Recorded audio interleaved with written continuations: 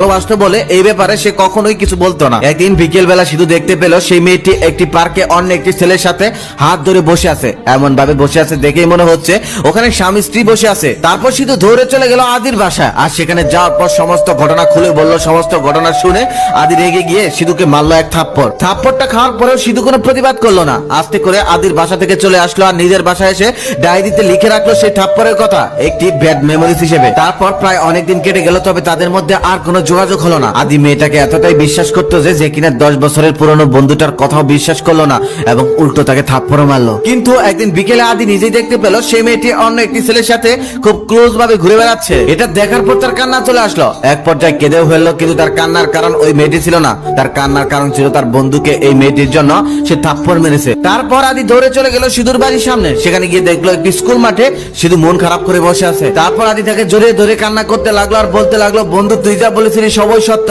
ওই মেয়েটা খুবই খারাপ। সেদিন আমি তোর কথা বিশ্বাস না করে তোকে থাপ্পড় মেরে অনেক ভুল করেছি, তুই আমাকে ক্ষমা করে দে। তখনও সিধু রাগ করলো না, সমস্ত কিছু ভুলে গিয়ে উল্টো আদিকে সান্ত্বনা দিতে লাগলো। এটাই হচ্ছে প্রকৃত বন্ধুর উদাহরণ। বন্ধুত্বের মধ্যে রাগ, অভিমান, হাসি ঠাট্টা সবকিছুই থাকবে, তারপরেও দিন শেষে বন্ধুই হলো একে অপরের খুব ভালো সঙ্গী। জীবনে চলার পথে অনেক মানুষের সাথে পরিচয় হয়, অনেকের সাথে বন্ধুত্বের সম্পর্ক হয়, তবে আমি মনে করি পৃথিবীর সব থেকে ভালো বন্ধু হলো বাল্যকালে সে একসাথে বড় হওয়ার বন্ধুগুলো। যারা তোমার মনের খবর জানে, যারা তোমার পছন্দ অপছন্দ জানে, যারা খুব ভালোভাবে জানে তুমি কিতে বেশি খুশি হও, যারা খুব ভালোভাবে জানে তুমি কিতে অনেক বেশি রেগে যাও, যারা জানে শৈশবে তোমার দুর্বলতার কথা, যারা জানে জীবনের প্রথম তুমি কোথায় কার কাছে পেয়েছিলে ব্যথা, যারা তোমার সোনালী দিনগুলো সাক্ষী, তারা হলো তোমার বাল্যকালের বন্ধু। আম চুরি, জাম চুরি, কাঁঠাল চুরি, লিচু চুরি, কত চুরির খবরই না জানে তারা। সেই দিনগুলো আজও মাঝরাতে মনে পড়ে সেই পুরনো বন্ধুগুলোর কথা, যাদের সাথে সময় কোনো পরিকল্পনা ছিল না।